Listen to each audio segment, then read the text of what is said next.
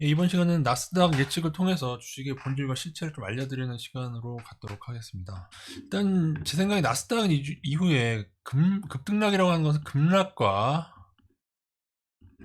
급등을 반복한다. 급등과 급락을 반복한다는 의미고요. 그러니까 단기적으로 또 크게 떨어지다가 또 갑자기 확 또 급반등 해버리는 일들이 반복될 가능성이 크다. 이게 버블을 고점권에서 많이 일어나는 일들입니다. 그거 좀 보여드리고요. 2번은 잘 이해가 안 되실 수도 있는데, 반등이 살아있는 구간이 있고 반등마저 죽어버리는 구간이 있는데, 그것이 약간의 텀이 있습니다. 여기에 대한 이해를 하기 위해서는 세력들이 놓아버리고 떠나는 구간이 있습니다. 그러면 이 개인들이 치받다가 무너져 내리게 되는데, 여기서 이제 반드시 필요하게 되는 게 뭐냐면은 개인들의 폭주가 필요합니다. 지금과 같은 개인들의 폭주가. 왜냐하면 그래야만이 지금까지 이 버블을 만든 월가든 그 세력들이 매도를 하고 떠날 수가 있거든요. 그러니까 지금도 꾸준하게 이 나스닥을 올린 월가나 그들의 물량이 개인들한테 점점 넘어가는 중에 있는 거죠. 그리고 이것은 어쩌면은 이후에 한 단계 더 하락한 구간에서 더 심해질 가능성이 큽니다. 왜냐하면 나스닥의 장기 상승을 믿는 개인들이 훨씬 많기 때문에 이후에 그렇게 될 수가 있는데, 잘 이해가 안 가시죠? 그림으로 설명드리면 이해가 되실 건데, 여기 나스닥 건드리면 안 되는 이유까지 해서 이렇게 좀 설명을 드리겠습니다. 이것은 뭐 자주 보여드렸던 2000년 코스닥 닷컴버블 시절에 급등락의 끝판왕이죠. 끝판왕. 반등 자체가 100% 나오고, 여기서 막 3, 40% 떨어진 다음에 또 막 40% 오르고, 30% 떨어져서 40% 오르고, 이런 식으로 급등락. 이거는 조금, 이게 기간이 작지가 않습니다. 거의 한 분기에 거쳐서 일어나는데, 이걸 개별적으로 보게 되면은 이 수많은 기간에 하루에도 급등락이 왔다 갔다 합니다. 이 하나하나씩 보면은 3%, 4%가 아니라 이때는 훨씬 더 큰, 하루에도 큰 변동성이 있었다. 그래서 이런 일을 예를 들어서, 이러한 패턴들이 과연 그냥 개인들이 폭주를 해서 나오는 것이냐, 아니면 이러한 반등들을 누군가가 의도시키면서 개인들을 계속 끌어들이는 것이냐. 그죠? 그런데 급등주 패턴을 연구하는 입장에서는 이러한 반등은 단순히 개인들이 치받아서는 잘 생기지는 않습니다. 예. 이게 이런 삐끼나 반등을 만들어내는 이유는, 그러니까 이런 패턴 자체가, 이런 삼봉인데요. 이런 삼봉 패턴 자체가 이것을 움직이고 뭔가를, 이거를 사람들을 꼬시려는 의도가 있다라고 봐야 되는 겁니다. 물론 이제 이 중에는 그 당시 이제 새로운 기술이라는 종목이 시총 상위가 되면서 그 종목을 이렇게 움직여서 전체적으로 이렇게 이런 모습이 띄었을 수 있는데요.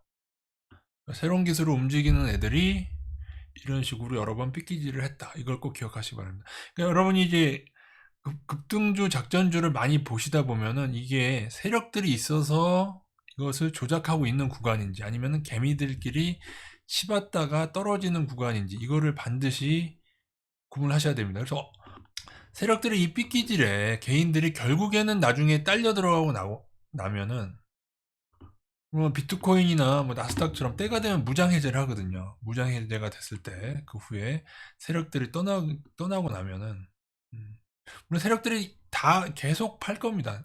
낮은 구간에서도 계속 팔지만은, 워낙에 이 새로운 기술처럼 150배라는 버블을 만들어 놓고 나면은, 그것이 뭐 반땅인 지점에서 150배 찍고 그 후에 마이너스 50% 지점에서 세력들이 팔아도 무조건 이득이죠.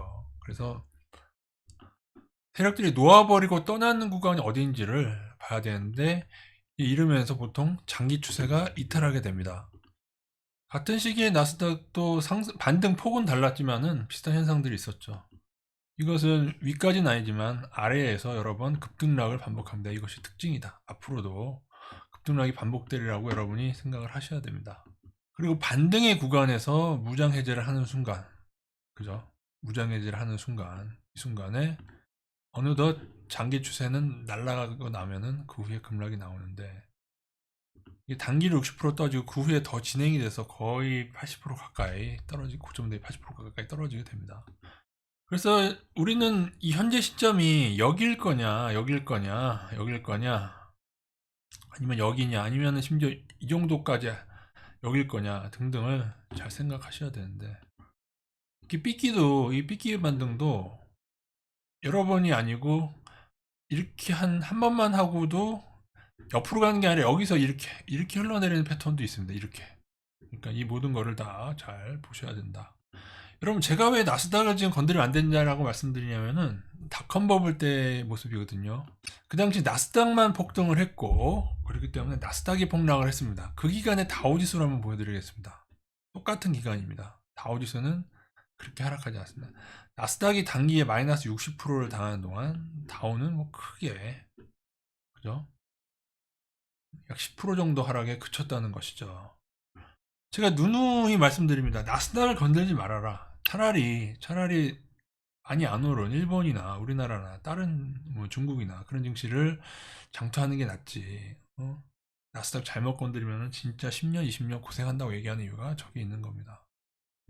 어느 분들은 나스닥 예찬론에 빠지신 분들은 잘 생각하셔야 됩니다. 여러분 제가 여러분에게 드리고 싶은 말씀, 여러분이 40대든 50대든 60대든 40대라면은 40년 동안 뭐 하시다가, 그죠? 40년 동안 뭐 하시다가 왜 하필 작년에 이 지점에 들어서 들어왔느냐. 이게 나스닥 모습이거든요. 이때가 닷컴 버블이고요. 50대 분들은 50년 동안 뭐 하시다가 지금에 와서의 나스닥 예찬론 잘 생각하셔야 됩니다, 여러분. 이 닷컴 버블 때 이때라고 예찬론이 없었을까요? 아니면은 이 코스닥 때는 예찬론이 없었을까요? 그죠?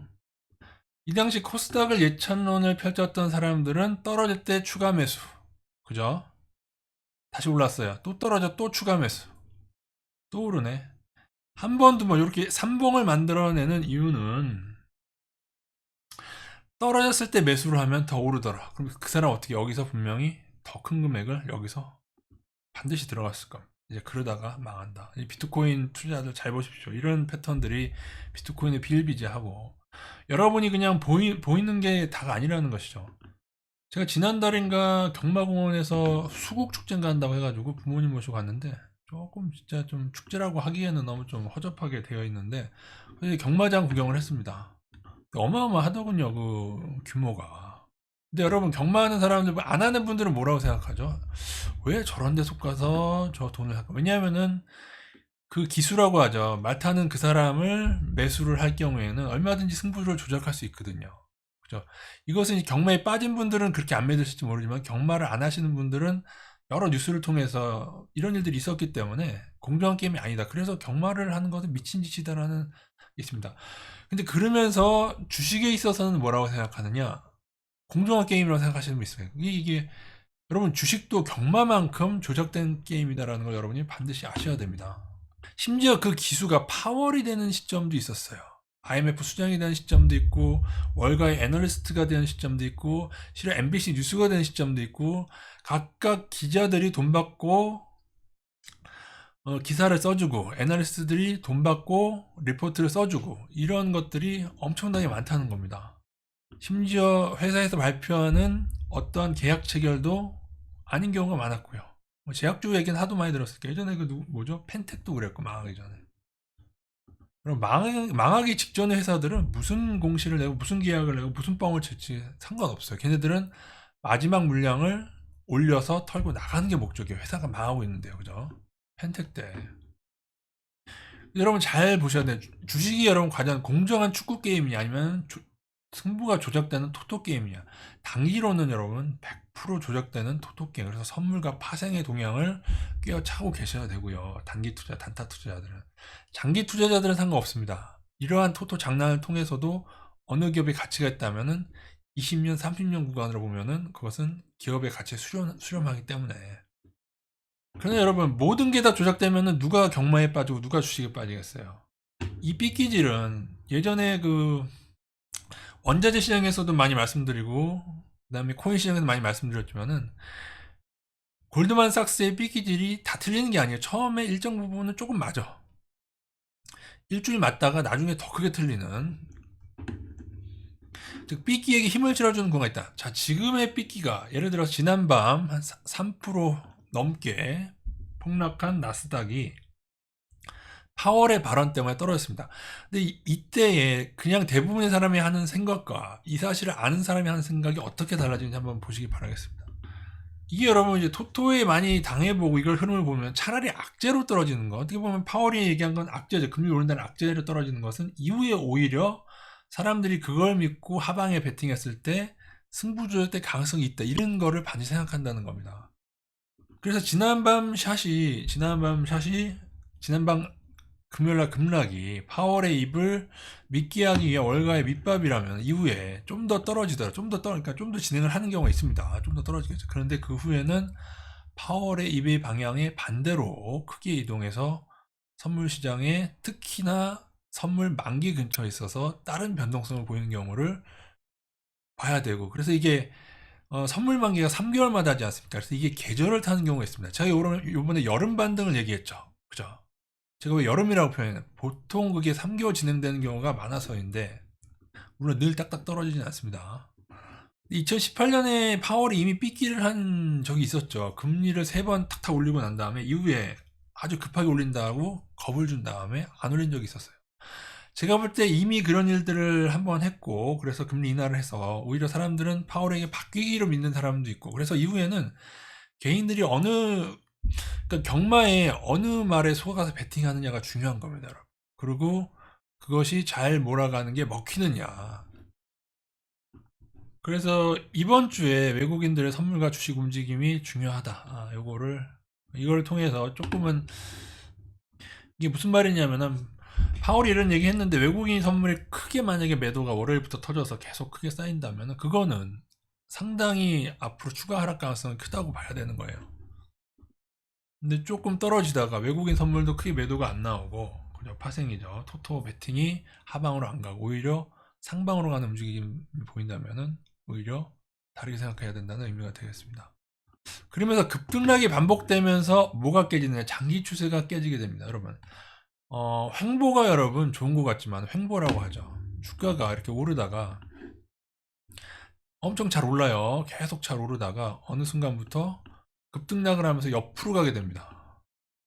이 옆으로 가는 게 추가 상승으로 확실하게 이어지지 않는다면 이게 비극이 되는 경우가 굉장히 많은데, 그 상승이라고 하는 것도 추세를 따라 상승해야 됩니다. 이것도 어떻게 보면은 오르는 것 같지만 고점만 살짝 오를 뿐 어떻게 보면 횡보한 거예요. 이렇게 횡보를 하는 동안 어떻게 되느냐? 추세가 깨져버리죠. 그죠? 이겁니다. 이거는 코인에서도 먹혔고, 기억나시죠? 다 먹혔잖아요. 비트코인 먹혔고, 이 이론이 다 먹혔잖아요. 이 삐끼지라는 패턴 똑같잖아요. 그죠? 급등 패턴 똑같잖아요. 그래서 여러분, 추세가 깨지는 건 여기도 추세가 깨지죠. 이렇게 아래로 가서 추세가 깨지는 경우가 있고, 이게 옆으로 횡보하다가 여기에서 추세가 날아가는 경우가 있다. 이렇게 됐을 때 이렇게 버티다가 무너지는 패턴도 있고요. 그래서 추세가 깨지는 게 매우 중요하다. 이거는 모든 것에 닷컴 보면 나스닥도 이렇게. 그러니까는 결국에 많이 떨어진 구간에서 여기서 멸광해도 아파트 마찬가지입니다, 여러분. 이렇게 해서 결국에는 마지막 설거지를 당하게 됩니다. 아파트 요즘에 보면은 뭐 0.3% 떨어진 걸 가지고 일주일에 떨어진 걸로는 급락이라고 뭐 볼 수 있는지 모르겠지만, 자꾸 급락 했다고 해서 어설픈 시점에 들어갔다가는 이 샷을 맞게 되는 거죠. 이게 굉장히 큽니다, 여러분. 개별 종목으로도 이거 삼성 바이오로직스인데요. 그래서 계속 가던 상승이 멈추고 옆으로 횡보하기 시작하면, 이거 마찬가지, 여기서도 마찬가지, 멈추고 회복하기 시작하면은 어느 때까지 안심하면 안 되냐면 여기를 넘을 때 전까지는 안심하면 안 됩니다. 여기도 마찬가지입니다. 넘기 전에, 넘고 나면은 추가 상승하는 건데, 이게 이렇게 가다가 아직은 깨지지 않았지만 때가 되면은 이 라인이 깨지면은 아까 보여드린 그 많은 그림처럼 깨지는 순간 여기서부터가 이제 비극으로 넘어가는 겁니다. 그래서 횡보할 때는 추세를 깨지 않는지 반드시 봐야 된다. 이게 사실은 기본입니다. 근데 횡보가 꼭 하락만 하는 게 아니라 이때처럼 어느 정도 기간 조정 후에 튕기는 경우도 있습니다. 가서 튕기는 경우도 염두에 두고 가는 방향으로 생각을 하시면 되는데, 계속 늘어진다. 그럼 계속 늘어지는 동안 떨어지지 않아도 추세가 깨지게 됩니다. 그죠? 추세가 이렇게 날아가게 됩니다. 여러분, 지금 테슬라가 지금도 위험한 이유는 반등이 나오고 있지만은 여기가 나갔어요. 그죠? 그러니까는 물론 닷컴 보면 아마존 때 여기를 이렇게 넘나들더라도 무조건 다시 깨지면 여기는 이제, 여러분 이 모습이 다릅니까? 여러분 이때까지 있었던 모습과 잘 오르다가, 그죠? 잘 오르다가 그 다음에 옆으로 횡보하면서 추세가 깨지고, 물론 드물게 10배, 20배 상승한 구간에서 추가 상승 경우가 있긴 있는데, 이렇게 이게 여러분 3년 전으로 치면은 고점이, 이게 제가 계산해보면 3년 전 오늘이요, 2019년 오늘로 치면은 이게 20배입니다. 이게 20배. 지금도 10배 이상 구간이고요. 20배가 넘어요, 여러분. 개인이 왜 망하냐? 요즘에 들어가서 요거를 먹고 좋아하다가, 그리고 떨어졌을 때 아까 말한 대로 똑같이 이런 데서 추가 매수를 하다가, 여기도 또 더 떨어져 또 추가 매수를 하겠죠. 그러다가 본인도 모르는 사이에 추세가, 이게 이쪽이 날아가는 경우에 생기는데, 이쪽이 날아가게 돼서 개인들의 폭주로 세력들이 놓아보고 떨어나면서 개인들끼리 치받다가 이제 끝나버리는 겁니다. 장기 추세는 늘 중요하고 급등락이 반복되는 중 행보가 비극이 되는 기전이 있다. 안 떨어지는 것 같은데 추세는 깨진다. 아, 이거는 진짜. 근데 이게 사실 저는 어디서 막 배운 건 아니고, 물론 이런 얘기가 있긴 한데, 이게 급등 패턴의 차트를 많이 보다 보니까는 장기 추세가 진짜로 중요하더라고요. 그냥 이게 깨지면 비극이 오더라. 닷컴 버블 때도 그랬고. 근데 여러분은 뉴스를 믿으시면 안 됩니다. 예를 들어서 뭐 금리가 어떻고 파월이 어때서 어떻게 한다는 식, 이거는 하수에 눌립니다. 제가 고소하는 뜻은 아닙니다. 그러나 적어도 여러분이 하수에서 벗어나고자 한다면 이 시장이 참가자들이 공정하게 열리는 게임이 아니라 어떠한 큰 거대 자본이 이 파생 시장을 움직이고, 예전에 원유 사건의 마이너스, 때로는 하방으로 움직이고 때로는 상방으로 움직이고, 비트코인 같은 경우도, 거기다 코인 시장은 거래소가 썩어서 거래소까지 걔네들이 먹었을 때에 가격을 막 올리다가 인출 지원하는 그러한 곳에서 여러분이 이런 경마에서 여러분이 뭐를 어떻게 이기겠다는 거예요. 그래서 제가 단타하지 말라고 말씀드리고, 여러분이 이겨요? 어떻게 이겨요? 단타하면 세금만 엄청나게 나가는데, 한 달에 10번만 매매하면 1년에 얼마 까이는지 아세요? 세금으로만. 개인들은 지는 게임을 하고 있다. 이걸 반드시 기억하십시오, 여러분. 이 시장은 소수에 의해서 움직이기 시작합니다. 소수의 거대 자본에 의해서 움직여지는 시장이 된 지 오래다. 심지어 원자재까지. 실물이 있는 원자재까지. 그리고 여기에 대한 삐끼는 파월이 되는 경우도 있지만은, 뭐 늘 하는 애들이죠. 증권사 애널리스트와 기자 돈 받고 써주잖아요. 오늘도 다음에 삐끼 뉴스 떴던데, 뭐 코에 뿌리는 백신 얘기하면서 뭐 아스트라제네카도 여기에 연구하고 있고, 우리나라에서는 진원생명과가 뭐 셀바 뭐라고 하더라. 또 희한한, 세트리온 셀을 따라하는 겁니까? 뭐 셀바 어쩌고, 거기서 뉴스에, 대문 뉴스에 나왔어요. 이런 식으로 아주 얍실하게, 어? 행여나 우리나라 같은 연구비도 안 되는 데서 행여나 코에 뿌리는 백신을 개발해서, 그리고 노벨 수상감인데 잘 살아남으시 바라겠습니다. 그리고 이제 앞으로 기존의 그 이제 수치 보는 분석은 이제 저쪽으로 좀 옮길까, 그 실시간 한한판 옮길까 지금 생각 중이고요. 조금은 지금 얘기도 쉽지는 않은데 최대한 제가 쉽게 얘기해 보려고 긴 시간을 드렸습니다. 이상입니다.